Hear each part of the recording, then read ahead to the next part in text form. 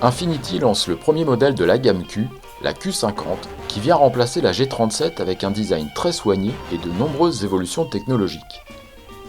Infiniti est certes une marque premium, mais encore loin des trois Allemands en termes de notoriété. Pour pallier ceci, la marque japonaise fait feu de tout bois en s'attaquant au design, aux motorisations et à la technologie embarquée pour le confort et la sécurité.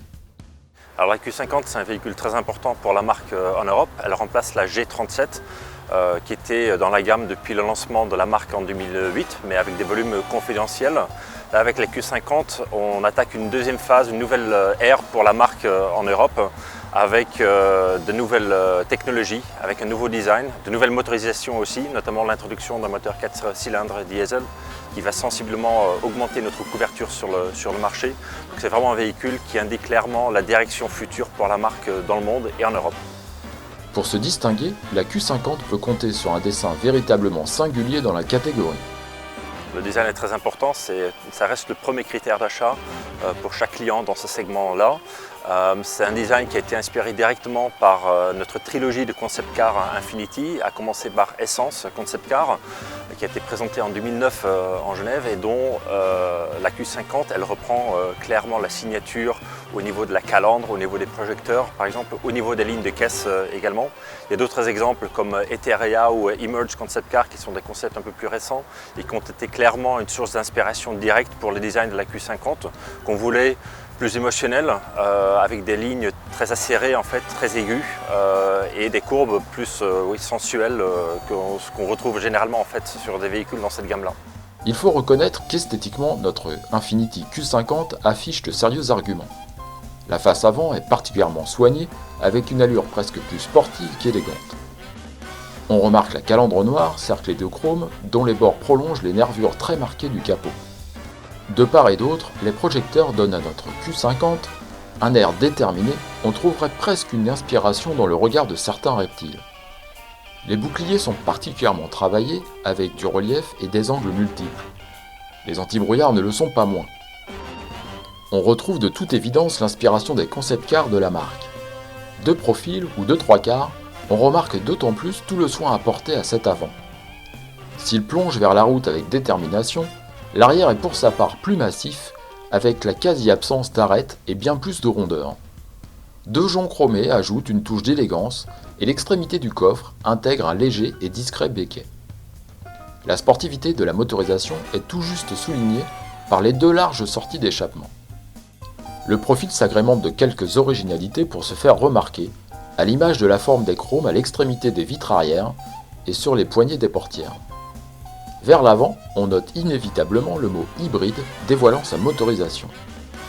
Le moteur hybride ou la technologie hybride, pour nous, c'est vraiment le moteur le plus iconique qu'on a sur la voiture. Pour nous, la technologie hybride, c'est une façon de délivrer la performance d'une manière très inspirée, comme le dit notre slogan de la marque. Donc en associant un moteur thermique V6 essence avec un moteur électrique, on se dote en fait d'une source additionnelle de puissance qui permet d'avoir une accélération très rapide, le 0 à 100 en 5,1 secondes, mais aussi quand les conditions le permettent, on peut rouler uniquement sur le moteur électrique et ne consommer 0 litre de carburant à ce moment-là et émettre 0 g de CO2 pendant qu'on roule en mode électrique. C'est vraiment une technologie qui permet d'atteindre, en fait, d'avoir un plaisir de conduite, des sensations de conduite d'un véhicule performant, sans faire des compromis sur les émissions de CO2 ou la consommation de carburant. À la mise en route, aucun bruit, on est en mode 100% électrique. Ensuite, selon notre conduite, la Q50 passe de l'électrique au thermique et inversement en toute discrétion. Seul un coup d'œil sur les synoptiques disponibles permettent de s'en rendre compte. La conduite est l'occasion d'apprécier la toute nouvelle direction électronique, c'est-à-dire sans liaison mécanique entre le volant et les roues. La Q50 elle introduit en première mondiale une direction dite by-wire, ça s'appelle le Direct Adaptive Steering. On remplace la connexion mécanique entre le volant et les roues avant par une connexion par câble, par fil. Donc on transmet les données d'angle de volant via un calculateur vers les roues avant, ce qui permet d'avoir une direction beaucoup plus rapide, beaucoup plus réactive, puisqu'il n'y a plus d'inertie, il n'y a plus de torsion.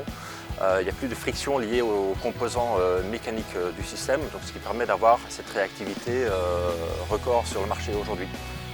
Il faut reconnaître que le système est particulièrement étonnant avec une direction qui s'adapte aux différents modes de conduite proposés. Plus ou moins résistive et incisive, elle remonte tout de même de nombreuses informations sur la route tout en gommant ses petites imperfections. C'est étonnant et cela peut parfois surprendre dans des courbes à bonne allure, mais globalement, cette technologie se montre tout à fait pertinente. On apprécie la conduite de cette auto, agréable dans sa direction et vive avec sa motorisation hybride de 364 chevaux, qui combine un moteur électrique et un moteur V6 essence de 3,5 litres. Très dynamique en étant capable d'abattre le 0 à 100 en 5 secondes 1, il n'émet que 144 grammes par kilomètre de CO2. Les amateurs de V6 retrouveront toute la souplesse de cette architecture et son douflement à mi-régime, mais regretteront très certainement de ne pas l'entendre plus lors d'une conduite un peu plus engagée. À bord, on apprécie la place disponible à l'arrière au détriment du coffre peu fonctionnel. À l'avant, en plus des sièges qui offrent un bon confort et un bon maintien, on note plusieurs bonnes idées.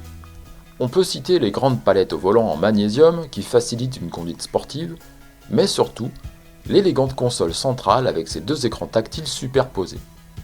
Ceci permet de toujours avoir la navigation en haut et d'autres informations en bas, comme la musique ou des applications. Les boutons de la climatisation restent malgré tout bien physiques. L'ensemble est particulièrement ergonomique en dehors du zoom avec deux doigts qui est peu sensible. Tout en bas, devant le levier de vitesse, un bouton permet de sélectionner le mode de conduite qui joue notamment sur la fameuse direction électronique. Au final, la nouvelle Q50 tranche très nettement avec sa devancière qu'était la G37. Avec un style bien plus affirmé, à l'extérieur comme à l'intérieur, cette nouvelle motorisation hybride de 364 chevaux et un équipement électronique très complet, Infiniti propose une auto à la fois haut de gamme et distinctive dans la catégorie pour ceux qui ne veulent pas rouler comme tout le monde.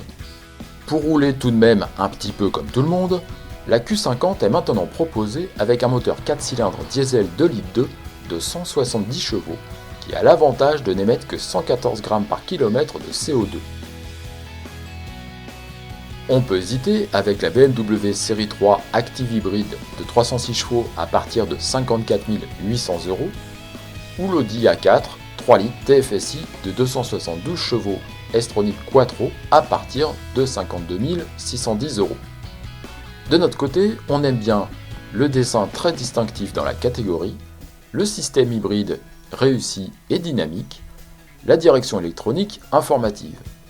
On aime un petit peu moins les écrans tactiles pratiques mais très salissants, la direction qui en ajoute parfois un petit peu, et la sonorité du V6 trop discrète. On termine avec la fiche technique de l'Infiniti Q50S hybride, disponible à partir de 53 540 €, plus 2500 € pour la version 4 roues motrices. Sa puissance combinée est de 364 chevaux, son couple combiné est de 546 Nm, ses émissions de CO2 sont de 144 grammes par kilomètre et 15 grammes supplémentaires pour la version 4 roues motrices. Sa masse est de 1825 kg à vide, ajoutez 76 kg pour les 4 roues motrices. La consommation mixte est de 6 litres d'eau au 100 km, 0,6 de plus pour les 4 roues motrices.